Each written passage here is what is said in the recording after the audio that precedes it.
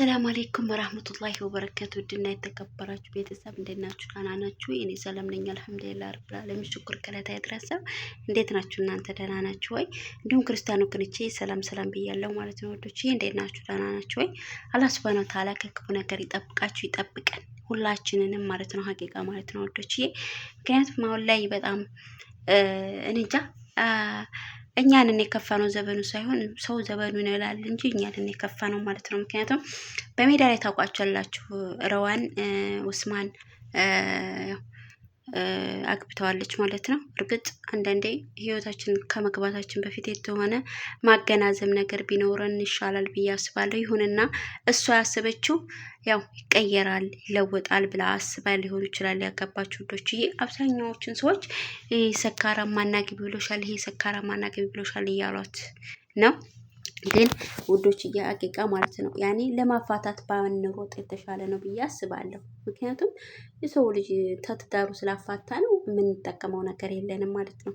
እነዚህ ሰዎች ምሽም ባልና ሚስቶች ናቸው፣ ተዋደው አብረው እየኖሩ ነው፣ ተቀብለዋለች። እሷም ደግሞ ይለወጣል በማለት ነው ይመስለኛል እስከ ጎዶሎ የተቀበለችው ማለት ነው። ውዶች አንዳንድ ሰዎች የሚወዷችሁ ሰዎች ናቸው እስከ ጎዶላችሁ ነገር ተቀብለው እንትን ልላችሁ። ግን እናንተ ደግሞ በቃ ማሳፈር የለባችሁም ነበር። እርግጥ ኡስማን መቀየር ነበረበት፣ ወላሂ ማቀየር ነበረበት፣ ካለበት ሁኔታ መውጣት ነበረበት፣ መጠጣት አልነበረበትም። ሀቂቃ በወንድ ልጅ እንትን ሂሳብ ያሳፍራል። ለምን መሰላችሁ? እንዴት ሰው አይለወጥም? ከጊዜ ጊዜ ሰውነቱ ራሱ እየቀነሰ ነው የሚመጣው ማለት ነው። እና መቀየር ነበረበት። ረዋንን የሚመስል ሚስት አግኝቶ መቀየር ነበረበት። ሀቂቃ ማለት ነው። እኔ የሚጠጣ አልነበረም የመሰለኝ፣ ግን አብዛኛው ጊዜ ይጠጣል ሲሉ ነው የምሰማው ማለት ነው። እና በቃ ይሄን ሰሞን ደግሞ ረዋንን ገፍትሯት ባሏ ታማ በጥና እንትን ብላለች ምናምን የሚል ወሬ ሰማን እና ለኩልሃል እና ገፍትሯት ምናምን እያሉ ነው። እሱን ሰውዬ እስከ መጨረሻው ማስወገድ ያለብን ምናምን እያሉ ነው። ግን ከክፋት ይልቅ ደግነት የምናስቀድም ብዬ አስባለሁ። ለምን መሰላችሁ እንደዚህ ያልኩት? አሁን የልጁ አባት ነው። ይሄን ሰው የእስር ቤት ብታስገቡት እርምጃ ብትወስዱበት ምንም ትርጉም የለውም። ግን ቢያንስ እንኳን እንደው ተህይወት እንኳን አይማርም እንዴ የሚል ሀሳብ አለኝ። ተሰካራምነት መቼ ነው የሚወጣው? አንዳንድ ሰው አይቀየርም ውዶችዬ፣ ወላሂ እውነቴ ነው ማለት ነው። አበድን ሊቀየር አይችልም፣ ምን ብትሉት። ምክንያቱም ያ ሰውዬ ከዛ ከሱስ ጋራ በቃ ተቀናውሯል፣ ተያይዟል፣ ስር ሰዷል። አላህ ተቀየር ያለውን አላህ ነው የሚቀይረው። አላህ ያጎብጠውን አላህ ነው የሚያቀነው። አላህ ያቀናውን አላህ ነው የሚያጎብጠው እንጂ ማንም እንትን ሊያቀና አይችልም። ስለዚህ በዱዓችሁ አስቡዋቸው። ወላሂ እነዚህ ጥንዶች እኔ ወላሂ እላችኋለሁ ረዋን ኡስማንን ስታገባል በቃ ኢንሻአላህ ሊቀየር ይችላል፣ እቺ ሊቀየር ይችላል፣ ተሱስ ታዘቀጥ ካለበት ሁኔታ ታወጣዋለች ብዬ ነበር ያሰብኩት። ግን እንደዚህ የሚጠጣ አልመሰለኝም ነበር። ምክንያቱም ረዋን ይሄን አመራት ምናምን አመራት እንደዛለች እያለ ብዙ ጊዜ ስለሚያሳይ ይሄ እውነት ተቀይሮ ይሆን? ከመጠጥ ርቆ ይሆን? ከሰካራምነት ርቆ ይሆን ብዬ ነበር ማስበው። ግን አይደለም፣ እንዳሰብነው ሳይሆን እንዳላሰብነው አንዳንዶቹ ሰዎች የሚኖሩት ማለት ነው። ልጅና አላህ ሱብሃነሁ ወተዓላ ይጠብቃችሁ። ከሰካራም ባል በተለይ አላህ ይጠብቃችሁ። ወላሂ እውነቴ ነው። አንድ ቀን ወይ ድፍት ያደርጋችኋል ወይ ሰው ድፍት አድርጎ እዳ ነው የምትገቡት ማለት ነው። እና በቃ ይህን ሰሞን በቃ ረዋን እያለ ይሁንሻል አሳዝነች ምናምን ይላሉ። ያለችበትን ሁኔታ ባናቅም አላህ ሱብሃነሁ ወተዓላ ይጠብቃት፣ ዱአ አድርጉላት። ግን እህት ወንድሞች የምላችሁ ነገር ቢኖር አላዴል እለውጠዋለሁ ያንን ሰው ብላችሁ ማትጠብቁት እንደው ማቀይሩትን ሰው አትግቡ፣ ወይ መጀመሪያ አትግቡ። ከገባችሁም በኋላ ደግሞ ሁሉን ነገር ለመቻል ሞክሩ።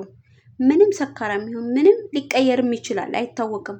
አላህ ሊያቀነው አንድ ቀን ያጎበጠውን ሊያቀናው ይችላል። ሶብር ማድረግና ሶብር አድርጎ መጠበቁ የተሻለ ነው ብዬ አስባለሁ። እንደኔ ሀሳብ ይሄ የኔ ሀሳብ ነው። ነገር ግን ደግሞ ልጁ የሚቀየር አይነት አይደለም፣ እየባሰበት ነው መሰል የሚመጣው። ከሰውነቱ እንኳን እንዴት አይማሩም? ሰውነቱ እየቀነሰ ብዙ ነገሮች እንዳይፍ እየሆነ እንኳን እያየው እንዴት ይጠጣል? እኔ እኮ ገና ወጣት ነው። ያልገባኝ ነገር ስራ ይሰራል፣ ለምን ይጠጣል? እኔ ግር የሚያደርገኝ ደግሞ የዱባይ ሀገር እንትን መጠጥ ቤት መኖሩ በግላጭ እንደዚህ ማለት ነው። ኧረ ላኢላሀ ኢለላህ ሙሐመድ ረሱሉላህ ያ ረብ ረህመና በረህመትክ ያ ረብ። እንደው አላህ ሱብሃነሁ ወተዓላ ከእንደዚህ አይነት ከሰካራም ባል አላህ ይጠብቃችሁ ውዶችዬ።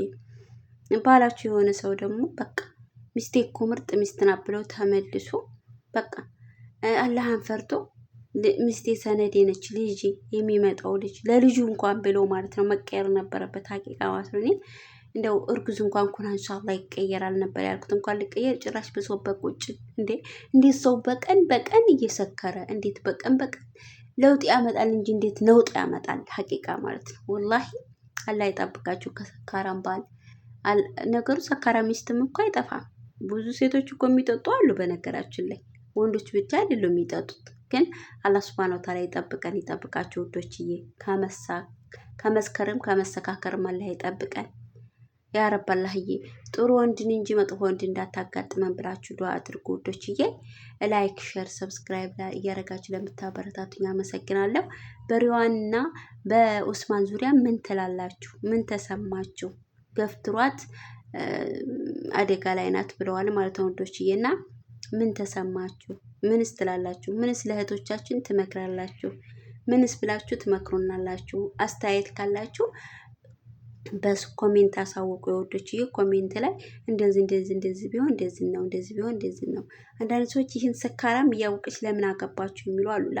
እንደዚህ ከመጻፍ ይልቅ ውዶችዬ አላህ ልቦና ይስጠው፣ ልቡን ይመልስለት፣ በቃ ምርጥ ባሪ አድርገው ብላችሁ ዱአ አድርጉላት። ሀቂቃ ማለት ታሳዝናለች ማለት ነው። ሰም ያለችበት ሁኔታ ያሳለፈችውም ህይወት በቃ መራራ ስለሆነ በትዳር ብሰተር በቃ ብዙ ነገሮች እኮ አሉ ውዶችዬ። አንዴ እኮ ብቸኝነት ይሰለቻችኋል፣ ብቸኝነት ያስጠላችኋል። ምነው ትዳር ባላይ ትላላችሁ? ወላሂ እውነቴ ነው። ቤተሰብ መመስረት አማራት እለውጠዋለሁ ብላ አሰበች፣ ግን አልተለወጠም። ስለዚህ ረዋን ምንም ጥፋት የለባትም ብዬ ነው የማስበው። እንደ ማንኛቸውም ሰው የሰው ልጅ የሚያደርገውን እዝነት አደረገች በቃ።